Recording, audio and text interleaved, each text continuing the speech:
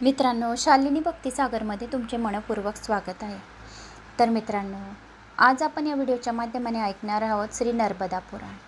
तर तुमच्या बऱ्याच काही गावांच्या कमेंट्स आल्या, धन्यवाद, थँक्स। माझा आत्मविश्वास वाढवण्यासाठी भरपूर गावांच्या लोकांनी कमेंट्स केल्या, तर असेच कमेंट्स करून माझा आत्मविश्वास वाढवावा। तर आज आपण या नर्मदा पुराणमध्ये काय अजून पुढे या नर्मदा पुराणमध्ये सांगितलेलं आहे आणि नर्मदाचं वर्णन काय आहे, तर ते आपण संपूर्ण ऐकणार आहोत। तर याच्यात पार्वती मातेचे वर्णन आलेले आहे, भगवान शिवाचे तर आलेलेच आहे, कारण शिवाच्या अंगापासून प्रकट झाली नर्मदा, म्हणून शिवाचा तर उल्लेख राहीलच। म्हणून जो कोणी शिवाची नुसती थोडी भक्तीसुद्धा करेल तरी त्याचे पापांचा नाश झाल्याशिवाय राहणार नाही।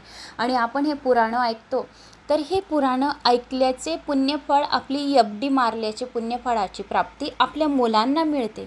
आपण श्रवण करतो, पण पुढे 5 वर्ष 10 वर्ष हे पुण्य, हे एफडी आपण केलेली आहे, ही एफडी आपण मारलेली आहे, तर ती एफडी नक्कीच आपल्या मुलांना फलीभूत होईल, एवढी 100% गॅरंटी। माझा आत्मविश्वास आहे की खूप 4 वर्षापासून खूप बऱ्याच काही गावांच्या तुमच्या कमेंट्स वाचल्या आणि ऐकत आहे, आणि भरपूर गावांचे ज्या डेलीच्या रुटीनमध्ये तुमच्या ज्यांच्या कमेंट्स आहेत, तर त्या लोक एफडी मारून घेत आहेत त्यांची। जशी आपण पैशांची एफडी फिक्स करतो 5 वर्षांनी, जेवढे 50,000 ठेवले आणि 5 वर्षांनी ते 50,000 1 लाखात होतात, तशी आपण पुराणं ऐकतोय, तर 5 वर्षानंतर याचे 1 लाख नक्की होतील। भगवान शिव आपले 1 लाख काय करोडोमध्ये करून दिले, एवढी गॅरंटी आहे मला। तर सर्वांनी पुराणं ऐकवा, श्रवण करा, पापांचे जे काही पापं छोटी मोठी होत असतील आपल्या हातून त्यांचा नाश करा, आणि आपल्या मुलांच्या प्रगतीसाठी, यशसाठी हे खूप जरुरी आहे। नुसते श्रवण मात्र आपल्या मुलांची प्रगती होते। तर आज आपण नर्मदा पुराणला सुरुवात करूया। अगोदर सर्वांनी म्हणा, कमेंट्स बॉक्समध्ये लिहा, हर हर नर्मदे, हर हर नर्मदे, हर हर नर्मदे। शालिनी भक्तिसागर कथा या चॅनलवर छोट्या मोठ्या उपाय, मंत्र, स्तोत्र सुरू आहे।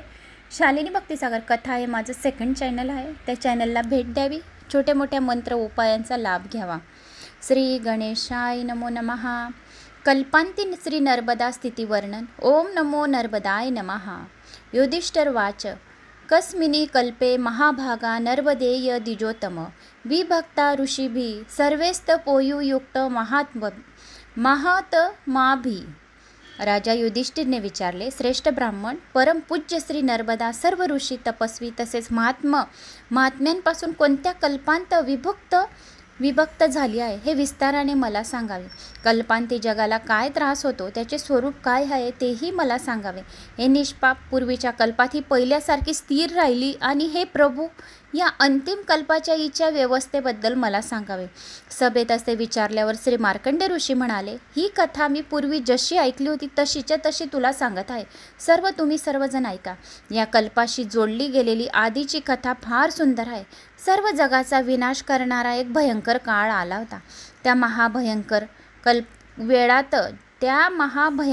वेळी ही हिचा विनाश झाला होता, आणि विनाश झाला नाही, शिवाय संत महात्म्यांनी हिला विभक्त केली होती। ती कथा तुम्ही ऐकावी।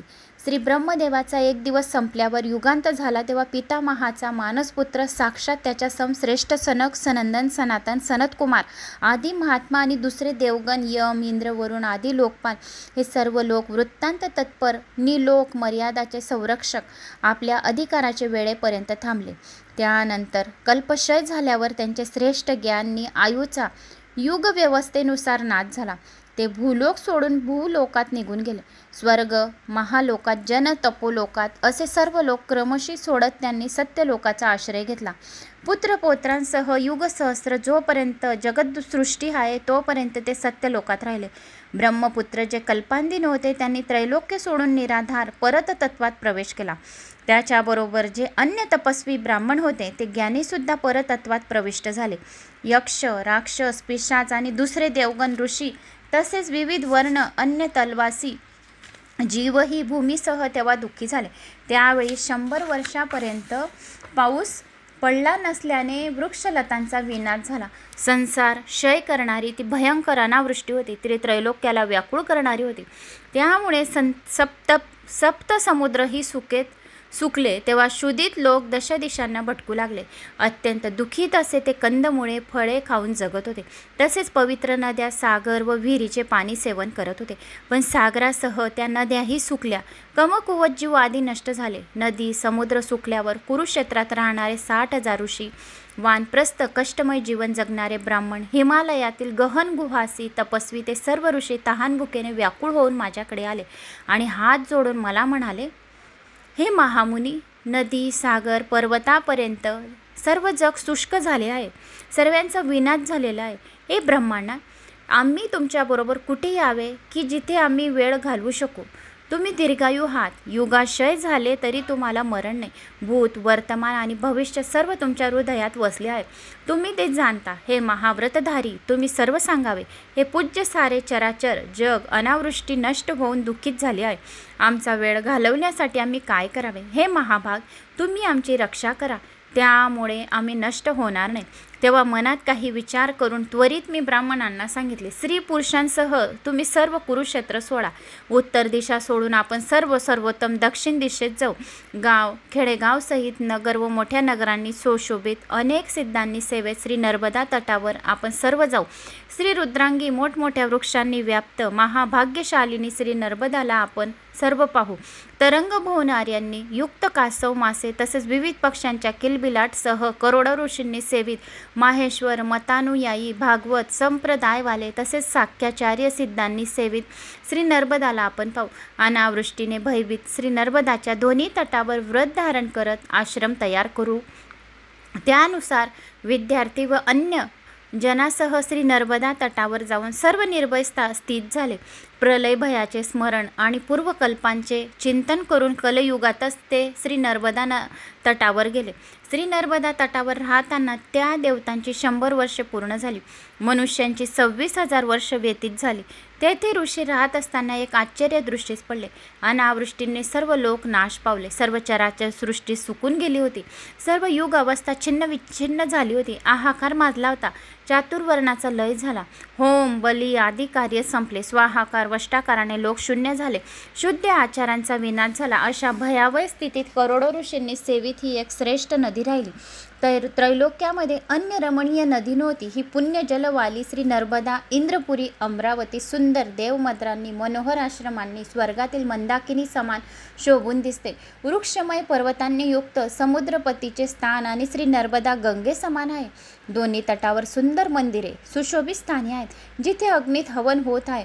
यज्ञ धूपाने भरलेली श्री नर्मदा अनेक देवमंदिरांनी, आश्रमांनी तसेच पूजन संस्काराने संस्कृत शिवाय पर्जन्यद्वारा बरसताना रात्र असल्यासारखे दिसते. मनोरथ सिद्ध करणारी पुण्यदायिनी श्रेष्ठ श्री नर्मदा शोभिवंत आहे. तेथे कोणी पंच अग्नीत तप करत आहे, तर कोणी अग्निहोत्रीत करत आहे. कोणी मुनी उग्र तपस्येत मग्न आहेत. कोणी अन्न ग्रहण करतात, तर कोणी केवळ जल सेवन करणारे वायूचा हार घेतात. आत्मयज्ञ करणारे सर्व काही परमात्म्याला अर्पण करतात, तर भक्ती मार्गाचा आश्रय घेणारे वैष्णववताचा अथवा शैववताचे पालन करतात. कोणी तपस्वी एक रात्र व्रत, तर कोणी द्विरात्र किंवा कोणी 6 दिवसांनी भोजन करतात. धर्मशास्त्रानुसार आत्मसिद्धीसाठी कोणी मुनी कुच्छ चांद्रायन, तर कोणी अतिकुच्छ चांद्रायन करणारे आहेत. अशा तपस्वीमुळे श्री नर्मदा शोभनीय आहे. भेद अभेद दृष्टीने भगवान श्री शंकर केशवाचे भजन पूजन होते. या भयंकर कलयुगात ज्याची जशी भक्ती विज्ञान तशी त्याला सिद्धी प्राप्त होते. प्रभू मनुष्याला ज्या ज्या देवताची जशी भक्ती देतो त्यानुसार स्वाभाविक आणि भक्तीने ती देवता अंतःकरणात प्राप्त करून त्यातच तो विलीन होतो. जे भेददृष्टीने भक्ती करतात व महावृक्षरूपी श्री शंकराला सोडून शाखारूपी अन्य देवाचे अवलंबन करतात, ते संसाराच्या अनेक योनीमध्ये भटकत पशुपक्षी आदी योनीमध्ये जन्मास येतात. पुन्हा पुन्हा 4 युगात देव योनी ते स्थावर योनीपर्यंत अनेक योनीमध्ये ये जा करतात आणि पुन्हा जन्म, पुन्हा स्वर्ग, पुन्हा भयंकर नरकात चक्कर मारतात. परंतु सर्वांना उत्पन्न करणाऱ्या श्री शंकरात भक्तिभावाने जे स्थिर होतात ते नर्मदा तीरी प्रभूचे भजन करतात. हे नर्मदा पुराण जे खूप भाग्यवान आहेत त्याला जे नर्मदा पुराण ऐकायला मिळते. ज्याच्या जन्मामध्ये खूप काही पदराचे पुण्य आहे त्याला जे नर्मदा पुराण ऐकायला मिळेल. जो नर्मदा पुराण ऐकतो त्याला पुनर्जन्म होत नाही, त्याला मोक्षाची प्राप्ती होते, शिवलोकाची प्राप्ती होते, रुद्रलोकाची प्राप्ती होते असे सांगितले आहे शिवाने. मग ते नर्मदा तीरी प्रभूचे भजन करतात, ते पुनर्जन्म घेत नाही. आमरण उपासना करणारे काही लोक परब्रह्म प्राप्त करतात. काही तपस्वी 12 वर्षात, तर काही 6 किंवा काही 3, काही 1 वर्षात, तसेच काही 6 महिन्यात, तर काही मुनी श्री शंकर तसेच यशस्विनी श्री नर्मदाचा आश्रय घेऊन 3-3 महिन्यात सिद्धी प्राप्त करतात. संसार दोषाचा समूळ नाश करून शाश्वत ब्रह्माला प्राप्त होतो. अशा प्रकारे घोर कलियुगात शेकडो हजारो मुनी श्री नर्मदा तीरीचा आश्रय घेऊन श्री रुद्राला प्राप्त करून घेतात. जो नर्मदा पुराण ऐकतो तो शिवाला प्राप्त करून घेतो. त्याचा आत्मा अगदी पवित्र होऊन जातो. जे महात्मा आणि ब्राह्मण श्री नर्मदा तटावर जाऊन शिवाची त्रिकाल भक्तिपूर्वक तन्मयतेने पूजा अर्चना करतात, ते शिवशंभूला प्राप्त होतात. आणि शिवशंभू त्यांच्या हृदयामध्ये प्रवेश करून त्यांच्या मनातल्या सर्व इच्छा कामना पूर्ण करतात. 7 जन्माचे दुःख दारिद्र्य दूर होऊन 7 जन्माचे पातके नष्ट करतो. जो कोणी शिवशंभूची पूजा नर्मदाच्या तीरीवर करतो, पूजन जप महाव्रत आदी उपायांनी जे पूजन करतात, ते श्री नारायणाचे निरंतर चिंतन करतात, ते श्वेत वस्त्रधारी राजहंसाप्रमाणे संसार सागरातून तरून जातात. हे सत्य आहे, हे अगदी सत्य आहे, सत्य आहे, सत्य आहे. जे लोक शिवाची आराधना करतात ते सर्व सागर संसारातून तरून जातात. सत्य आहे, सत्य आहे, सत्य आहे असे हात वर करून सांगितले आहे. हे सर्वथा सिद्ध आहे. हे नेहमी श्री नारायणाचे ध्येय ठेवून चिंतन केले पाहिजे. हे राजन, जे मन इंद्रियांना वश करून श्री नर्मदा तटावर 1 महिनाभर पक्षभर निवास करून भगवान श्री शंकराचे 1 महिनाभर पूजन करतात, पार्थिव शिवलिंगाची पूजा करतात आणि नर्मदाचे जल आणून त्या शिवलिंगावर अर्पण करतात, त्याला सर्व सिद्धी प्राप्त होतात.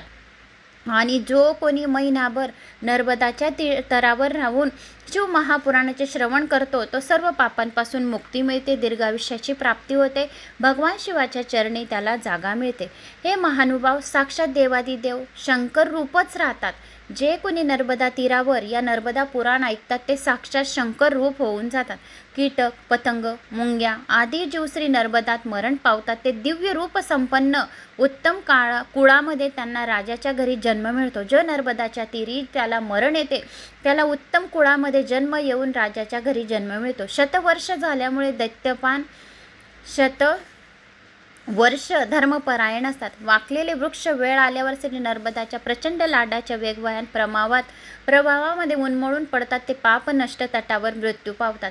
जे जड अंध मूकही स्वर्गात जातात, तेव्हा श्री शक्तिपरायण पवित्र ब्राह्मणाबद्दल काय सांगावे.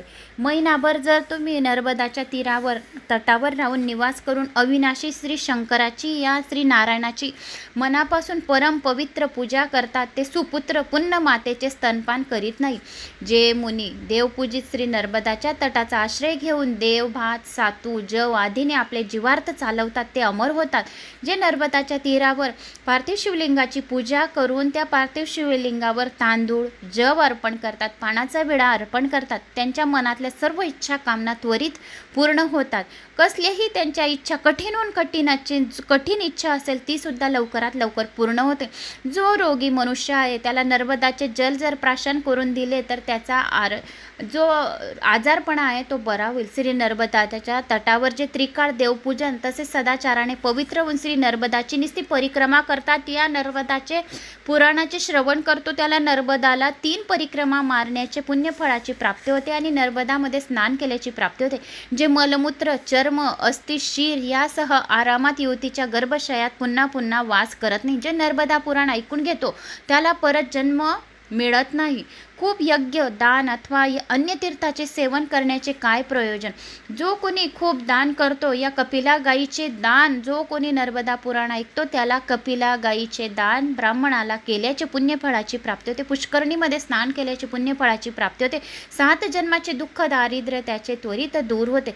जे श्री नर्मदाच्या उत्तर दक्षिण तटाचे सेवन करतात ते भगवान श्री शंकराचे सेवक होतात. भगवान शंकर त्यांच्यावर खूप प्रसन्न होतो. जे श्री शंकराच्या शरीर तसेच त्यांच्या शरीररूप स्वर्ग स्वपनाचे पंक्तिरूप श्री नर्मदाचे सेवन करीत नाही, ते संसार वंचित मृत्यू लोकात जड राहतात. जो कधी नर्मदा पुराण ऐकत नाही त्या या संसारामध्ये मृत्यू लोकातच राहतात. त्यांना पंगू, अंधपणा, पशु समान आहेत. जो श्रेष्ठ ब्राह्मण हे घोर कलियुग पाहून इच्छित नाही त्याने सर्व आसक्ती सोडून श्री नर्मदा तटावर जाऊन शिवपूजन करावे. अनेक विघ्न पीडित असून जे नर्मदा तट त्याचेत नाही, सर्वांचे हितकारी आणि सर्व लोकांना मान्य व वंदनीय आहे. भृगु, अत्री, गार्गीय, वशिष्ठ, कंक आदी किती असंख्य ऋषीमुनींनी श्री नर्मदा जलात स्नान करून परमसिद्धी पावल्या आहेत, परमसिद्धी मिळवल्या आहेत. तसेच देवलोके गमन होऊन त्यांना ब्रह्मपदाची प्राप्ती झाली, शिवलोकाची प्राप्ती झाली, रुद्रलोकाची प्राप्ती झाली आहे. नित्य निर्मळ चित्तवाले महात्मा जे अत्यंत पुण्य पवित्र ज्ञानपूर्ण श्री नर्मदा महात्म्याचे नुसते पठन करतात.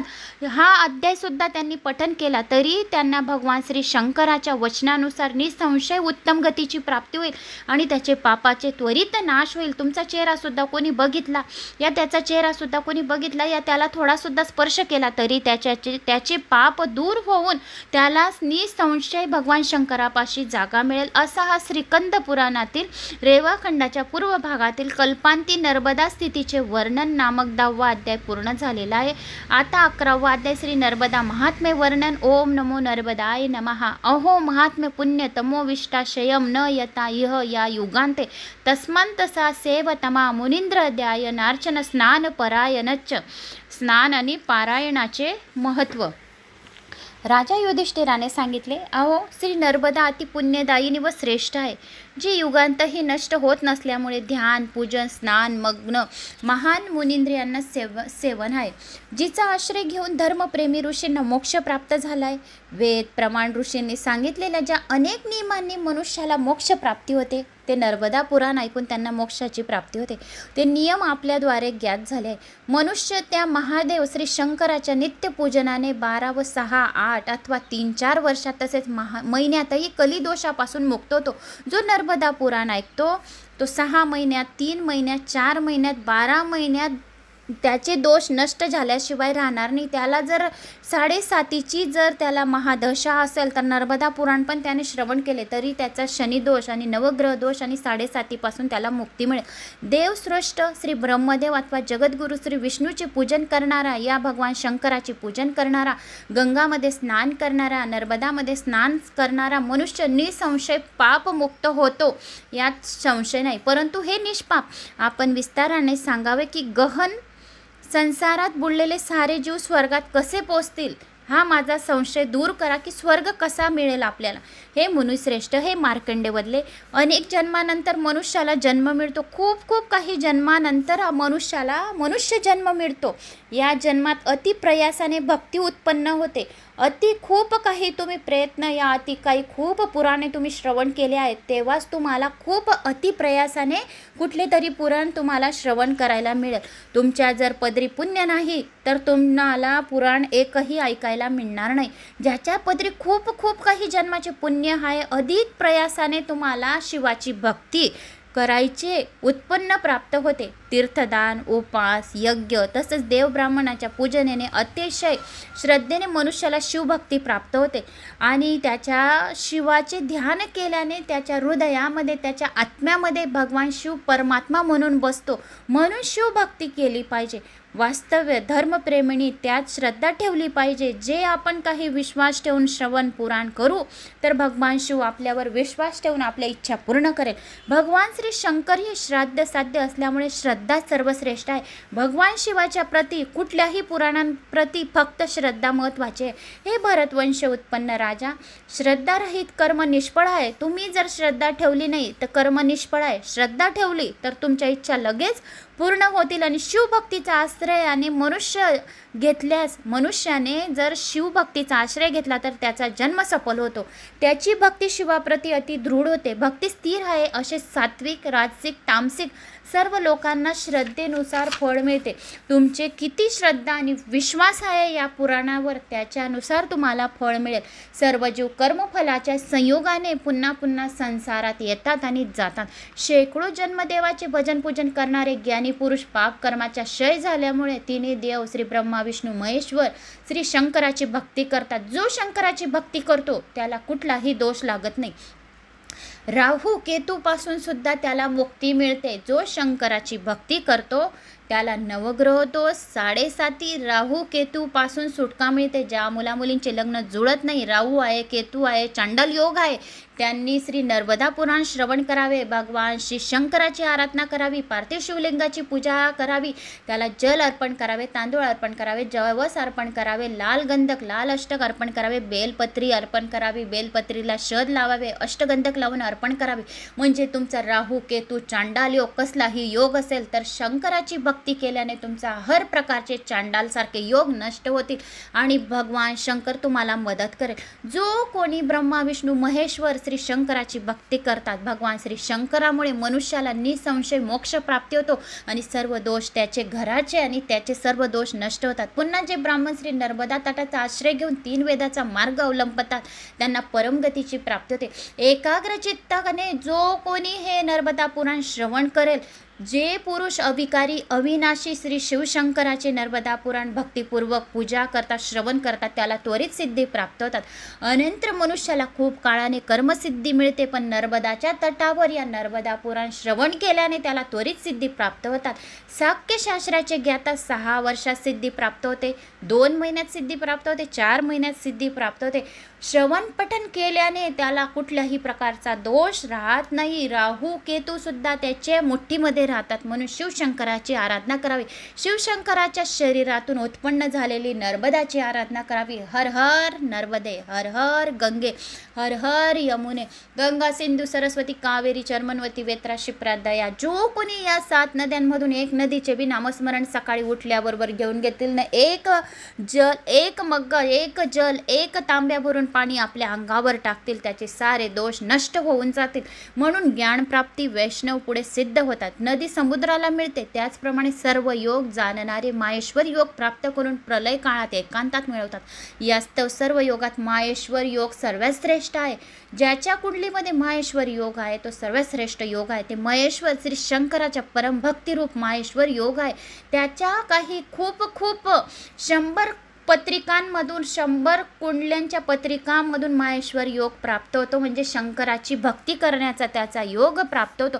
शंकराचा माहेश्वर योग जर प्राप्त करून घेतला तर भक्तिमुक्ती करून सर्व दोष मुक्त होतात. तसे भगवान श्री शंकराची पूजा किंवा श्री नर्मदा पुराण या श्री नर्मदाच्या तटावर श्री शंकराची उपासना केल्यावर पुन्हा मनुष्य जन्म घेत नाही आणि वारंवार या जन्माच्या संसारामध्ये ते गुंफत नाही, तो सीधा शिवलोकापर्यंत पोहोचतो.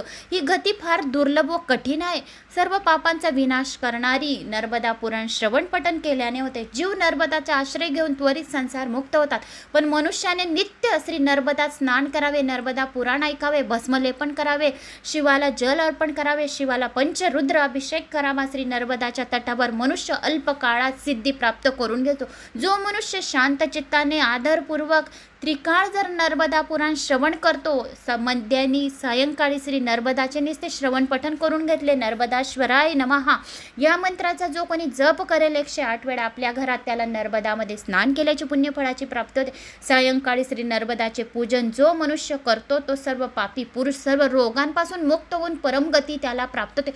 जो मनुष्य खूप आजारी, खूप रोग त्याचा बराच होत नाहीये, संध्याकाळी आपल्या घरी पार्थिव शिवलिंगाची पूजा करावी.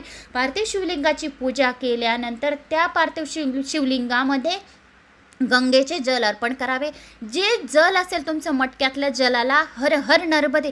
तुम्ही ज्या वेळेस तुमच्या मटक्यातून जल काढणार, तांब्या भरलेला राहील, त्या जलामध्ये तुम्ही नर्मदाचे नामस्मरण करून पार्थिव शिवलिंगावर तुम्ही नर्मदाचे जल म्हणून अर्पण करणार, हर हर नर्मदे. तर ते गंगा जल या तुमचे साधे जल नर्मदा बनून जाईल आणि त्या व्यक्तीला रोग लागलाय, त्या व्यक्तीच्या रोगासाठी त्याचे नाव, त्याचे गोत्र घेऊन हर हर नर्मदे करून त्या शिवलिंगावर पाणी अर्पण करावा. तो रोगमुक्त होऊन परमगतीला प्राप्त होईल. कसलेही त्याचा आजारपणा असेल तो 6 महिन्यातच त्याचा दूर होईल. पापी मनुष्य सुद्धा 6 महिने श्री नर्मदा स्नान करेल, या घरी पार्थिव शिवलिंग पूजन करेल आणि हर हर नर्मदे करून दररोज संध्याकाळी प्रदोष कालावर नर्मदेचे नाव घेऊन त्या व्यक्तीचे नाम गोत्र म्हणून त्या पार्थिव शिवलिंगाची पूजन आरती आणि दूध साखर त्याला नैवेद्य म्हणून अर्पण करेल, त्या व्यक्तीचा कसलाही आजारपण असेल तो आजारपण त्याचा नाहीसा होईल.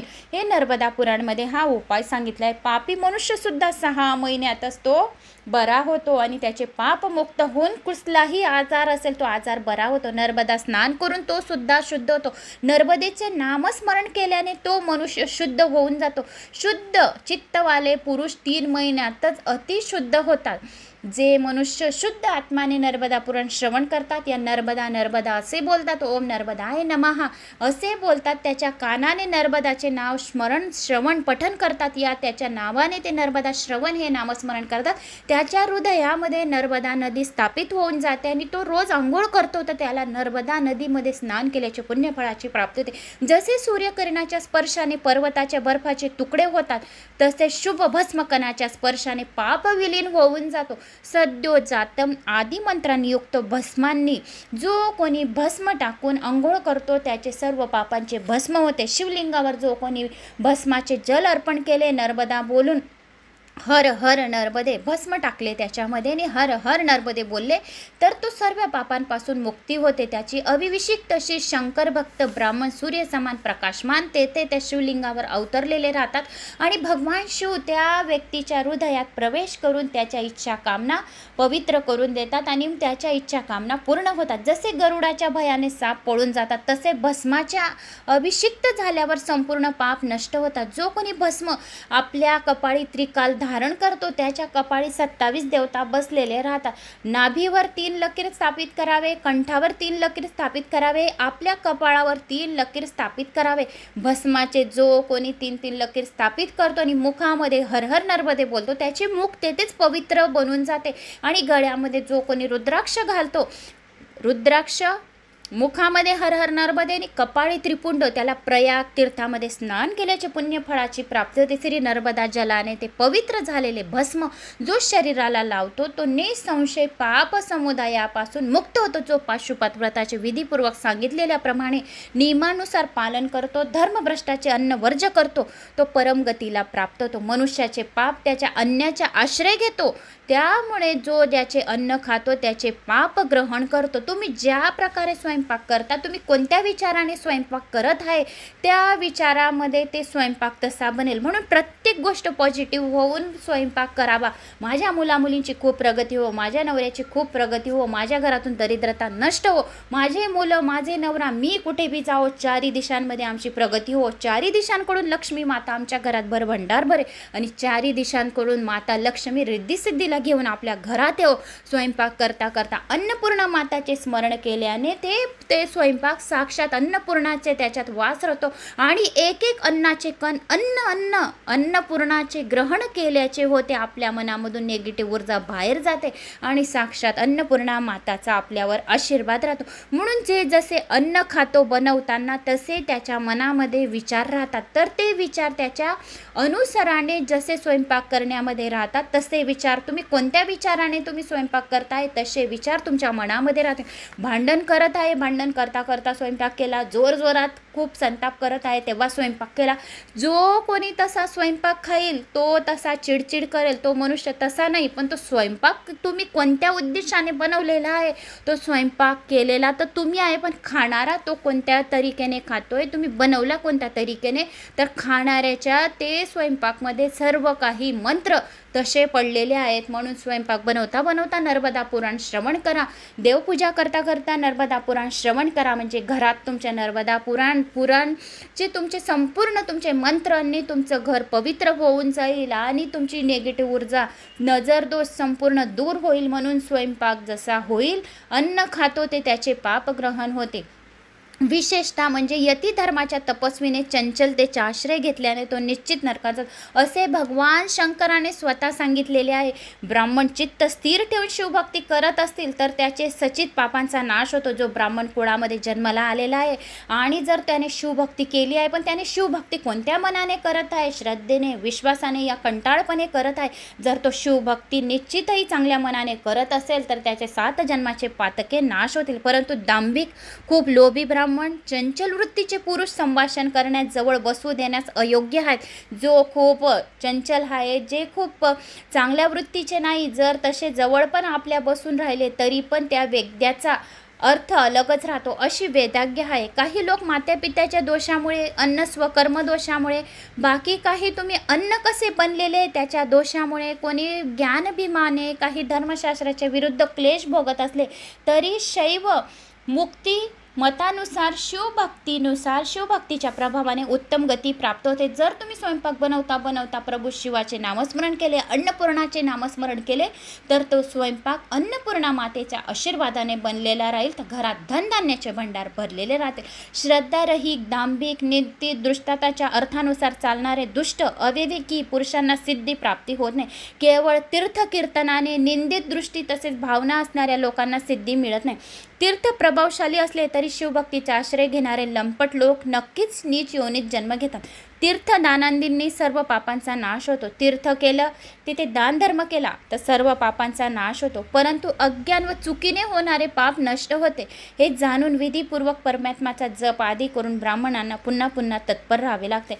ऊर्ध्व रूप त्रिलोचन श्री रुद्राच्या मंत्राचे जे अध्ययन करतात, ओम नमः शिवाय हा मंत्र राजांमध्ये मंत्रराज आहे. सर्व नद्यांमध्ये गंगा श्रेष्ठ आहे, तशी सर्व मंत्रांमध्ये ओम नमः शिवाय हा मंत्र सर्वात श्रेष्ठ आहे. मनुष्य जर शिवलिंगाची पूजा करत आहे तर ओम नमः शिवाय, लेडीज स्त्री महिला जर पूजन करत आहे शिवाय नमः या मंत्राचा जप करावा.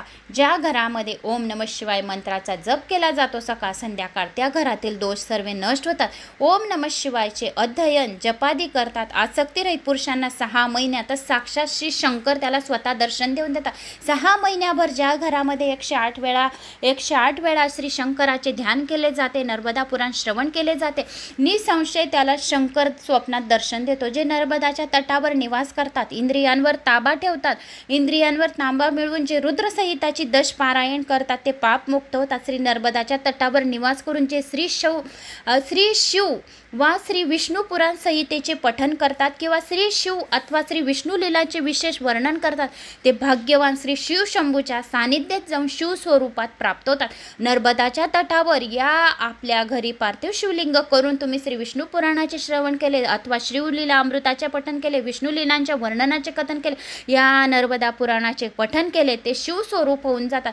प्रलयापर्यंत ते स्वर्गलोकामध्ये राहतात, स्वर्गलोकातच पूजित होतात. त्यांना यमदूत हात लावत नाही, त्यांना नरक यातना होत नाही, त्याला रोरक कुंभीपाकात फेकले जात नाही. 51 नरककुंड आहेत तर 51 नरककुंडामध्ये त्याला जाता येत नाही. त्याला म्हणजे शिवाचे दूतच हात लावतील, विमान येईल, शिवाचे दूत त्याला घेऊन जाईल, त्याला नरक यातना होणार नाही, नरकाचं तोंड त्याला बघावं लागणार नाही.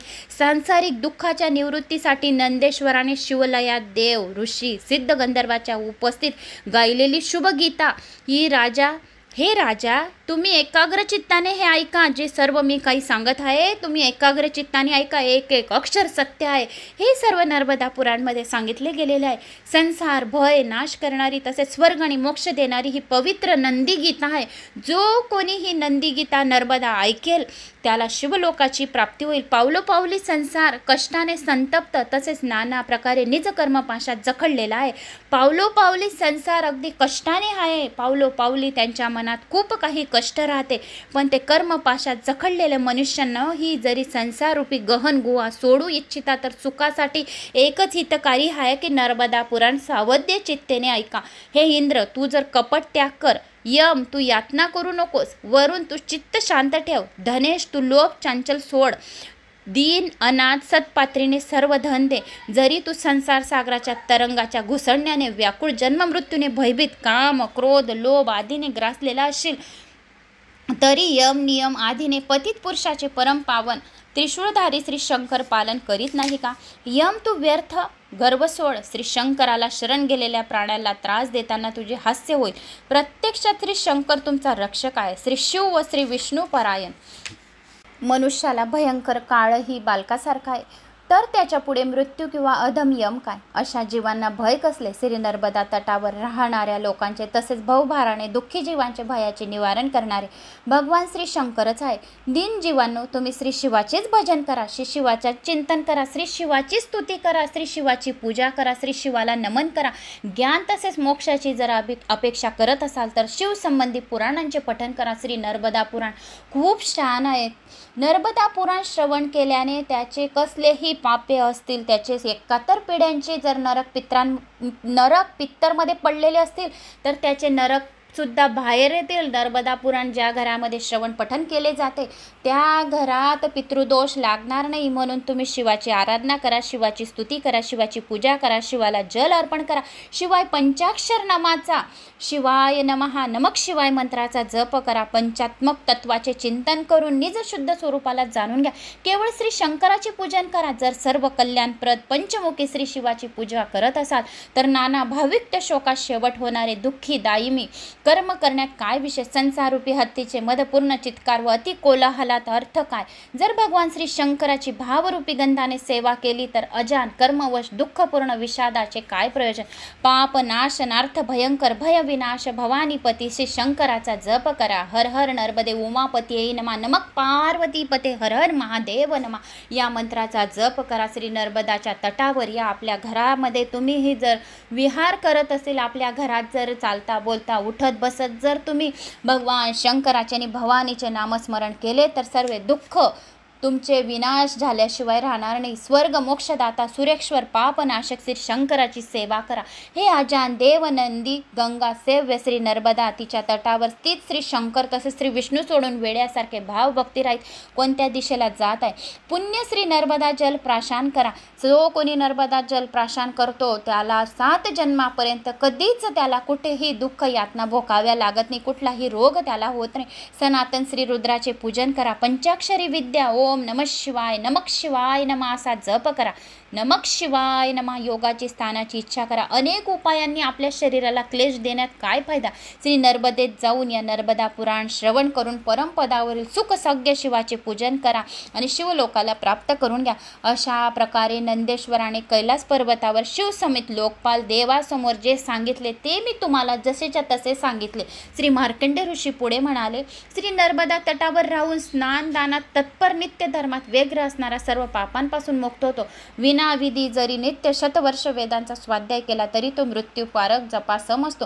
गुणवान असला तरी जसे बीज योनीने अशुद्ध पुरुष श्री शंकराला प्राप्त करू शकत नाही तसे लांगल मंत्र कथायुषी पुरुषात स्थिर होत नाही. गायत्री जपयुक्त संयमी नियमित चित्तबाला गुणांनी अधिक आहे. अग्निमिले युषोध्वजेबा आणि नित्यचन अग्नी या मंत्राचा तसेच शत्रुदेवी या मंत्राचा तटावर राहून जो जप करतो तो पुण्यता पापमुक्त होतो. अंग शिक्षा व्याकरण आदी उपांग पुराण इत्यादी आदी सहित वेदांचे नित्य सावधतेने पठन केले पाहिजे, तरी पुरुषाला ते फळ मिळत नाही. जे संयमी पुरुष गायत्री मंत्राने प्राप्त करतो, वेद पारंगत ब्राह्मण एक श्री रुद्र सुक्ताचा स्वाध्याय करून सर्व पापांनी मुक्त होतो. जो कोणी हा नर्मदा पुराणचा एक अध्याय बी ज्याने श्रवण केला तरी पण तो सर्व पापांपासून मुक्त होईल आणि विष्णू लोकात जाईल. आरण्यक सूत्र आदी अन्य जप योग मंत्र ही पुण्यदायक आहे, ज्यामुळे मनुष्य पापमुक्त होऊन विष्णू लोकात जाईल. श्री नर्मदा पुराण या नर्मदाच्या तटावर जे जप दान केले जाते ते अक्षय असते. जो कोणी नर्मदा पुराण श्रवण करेल त्याचे पुण्य अक्षय राहील, कधीही त्याचे पुण्य क्षय जाणार नाही, त्याचे पुण्य अक्षय पुण्य प्राप्त होईल. अशा उत्तम व्रताचा संकल्प करून जे श्री नर्मदाचा आश्रय घेतात ते मरणोनंतर अविनाशी वैष्णव शिवपदाला प्राप्त होतील. काही अप्सरांनी सेवित असे लोक सत्य लोकात जातात, काही सूर्य लोकात जातात, काही प्रलयापर्यंत निवास करतात. राज्यश्रेष्ठ अशा प्रकारे या वर्तमान लोकात कुरुक्षेत्र निवासी 10 करोड ऋषी माझ्यासह नर्मदा तटावर नर्मदा पुराण ऐकतात. हे महाभाग, हे फलमूल आहार करून शिवपूजन करतात. समय सख्यानुसार शतवर्षाचा अथवा मानव समयानुसार 26,000 वर्षाचा काळ लोटला गेला. राज्यश्रेष्ठ आणि संधिकाल व्यतीत झाल्यावर मानवाची 100 वर्षे राहिली. त्यानंतर लोकाचा विनाश करणारी अनिवृष्टी झाली, ज्यामुळे संपूर्ण जगाचा भयंकर विनाश झाला.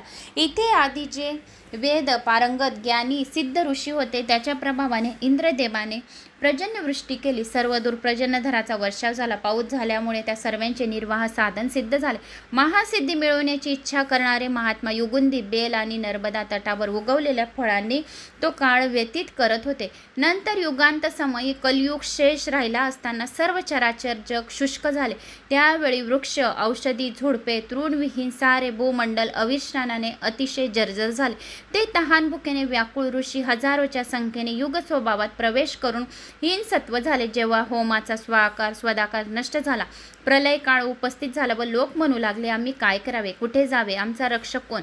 तेव्हा मी त्यांना धीर दिला की पुन्हा पुन्हा घाबरू नको. या प्रकारे अनेक कालबद्दल मी पाहिले आहेत, परंतु श्री नर्मदाच्या तटाचा आश्रय घेऊन जे मी सर्व व्यतीत केले, युगाशय झाल्यावर श्री नर्मदा देवीचे आपले रक्षण करणारी आहे. श्रेष्ठ ब्राह्मण, आपल्या रक्षणार्थ दुसरा मार्ग नाही. ही सर्व जीवांची जननी आहे. जो नर्मदा निस्ते नामस्मरण करतो तरी ती जननी त्याचे रक्षक बनते. पिता, माता तसेच अनेक पितृगण सारे महानदीचा आश्रय घेऊन स्वर्गात पोचले. भृगु आदी माझे 7 पूर्व पिताह, पवित्र स्मित हास्य देणारी माझी पत्नी आणि माझी माता, तसेच भार्गव, पुलुस्त, पुल्ला, वशिष्ठ, आत्रेय, काश्यप, महाभाग्यशाली नियम व्रताचे आचरण करणारे अन्य शेकडो हजारो महर्षी सिद्धी प्राप्त झाले आहेत. त्यामुळे हिचा कधी त्याग करू नये. यासारखी त्रैलोक्यात उत्तम फळ देणारी अन्य नदी नाही. श्री नर्मदा तटावर निवास करणारे अनेक महात्मा अनेक द्वंद्व, सुख, दुःख, तहान, भूक आदी महाभयापासून मुक्त होतात.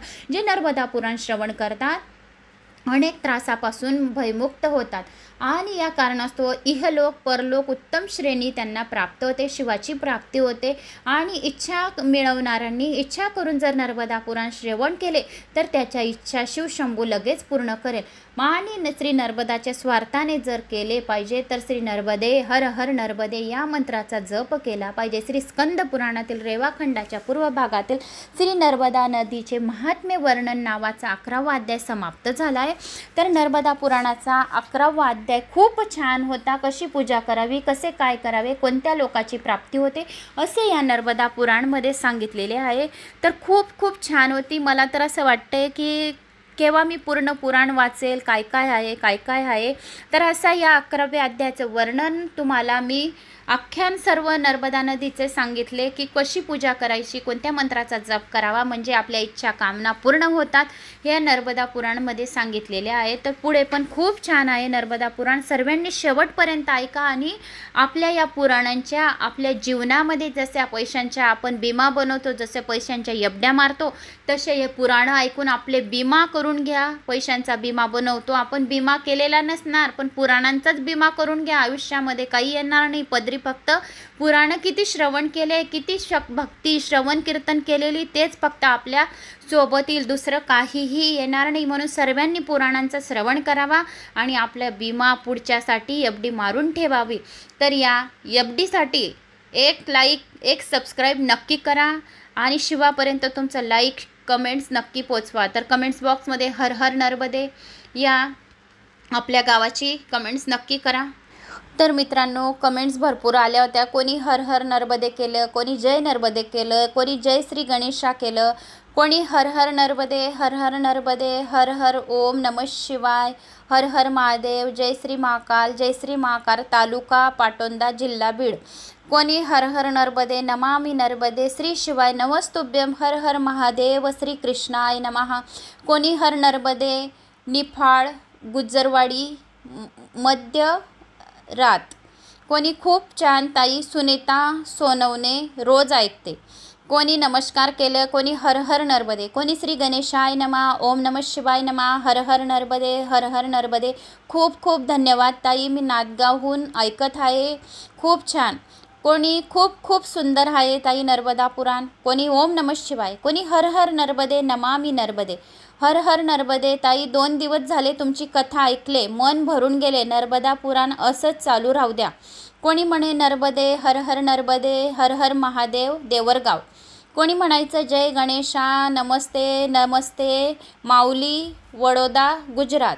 हर हर नर्मदे, हर हर गंगे. कोणी हात जोडून नमस्कार केले, ओम नमः शिवाय, हर हर महादेव, परभणी. हर हर नर्मदे, हर हर नर्मदे, हर हर नर्मदे. कोणी परत हर हर नर्मदे, हर हर नर्मदे, हर हर नर्मदे, ओम नमः शिवाय. कोणी हर हर नर्मदे. मग बीड, हर हर नर्मदे, कोणी म्हणे हर हर महादेव. ताई, तुमच्यामुळे आम्हाला कथा ऐकायला मिळत आहेत. एक दिवस चुकला तरी पण कसे तरी वाटते. हर हर नर्मदे, मुंबई. ताई, वंदनवार, भैरव चाडवड. कोणी म्हणे ताई, अध्याय रोज येऊ द्या, आम्हाला नर्मदा पुराण ऐकायचं आहे. मला मार्गदर्शन करा आणि तुम्ही सर्व पाठवलेले पुराण मला खूप आवडले, ऐकायला मिळावीत अशी मी श्री भोलेबाबांना प्रार्थना करते. माझ्या बाबांनो मी विनंती करतो की त्यांनी तुम्हाला बुद्धी देवो लिंक पाठवण्याची, आणि तुम्ही आतापर्यंत कोणते पुराण केले आहेत ते स्क्रीनवर शॉर्ट व्हिडिओ करून मला पाठवा, तर खूप छान वाटेल. त्यामुळे आम्हाला पण कळेल की आपण कोणते पुराण ऐकवले आहे आणि ऐकायचे राहिले आहेत, म्हणजे आम्हाला कळेल. प्रत्येक पुराणांचे आम्हाला नाव सहित किती भाग आहेत असे स्क्रीनवर पाठवा आणि शॉर्ट व्हिडिओ बनवा.